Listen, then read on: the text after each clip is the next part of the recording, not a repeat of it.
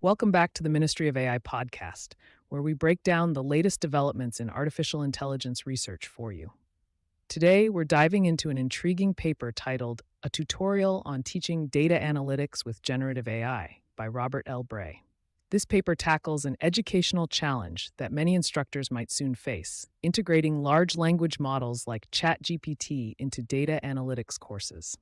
Picture this. You've just designed what you believe is the perfect analytics course, complete with a custom textbook and engaging slide decks.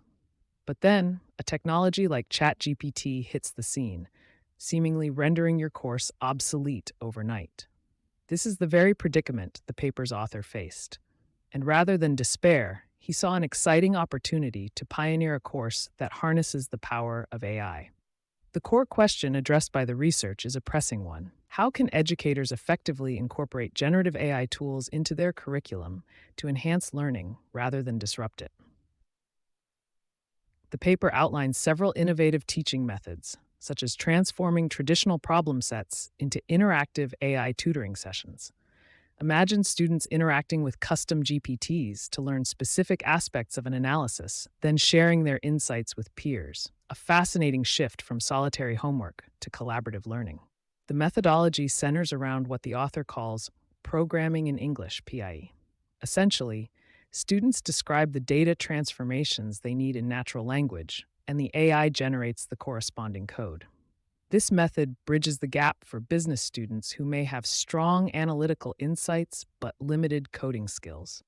And while some students will inevitably grasp PIE better than others, Bray found that this method naturally creates diverse skill distributions within the class. So what are the key findings? For one, using AI in the classroom can actually boost engagement and learning efficiency. For instance, despite concerns that AI might make grade distributions meaningless, the research found that slight increases in question difficulty could maintain a robust grading curve. In short, when used wisely, AI can be an ally rather than a threat in educational settings. However, the study also highlights some limitations. Not all students initially embrace AI. Familiarity with tools like Excel might make them resistant to change. Plus, there's the concern of students relying too heavily on AI, which might impede their learning of foundational skills. These are areas ripe for future exploration. The broader impact of this research is clear. AI is reshaping educational landscapes, equipping students with potent new tools and challenging educators to rethink traditional methods. In real-world terms, this research suggests that AI can empower students, preparing future business leaders with the analytical acumen once reserved for seasoned data scientists. And there you have it, folks, a fascinating look at how AI can revolutionize the way we teach and learn data analytics. Thanks for tuning in.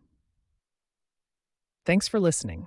If you found this valuable, please like and subscribe to our channel. To advance your AI knowledge further, check out our free courses at the Ministry of AI. You'll find the link in the description below. Until next time.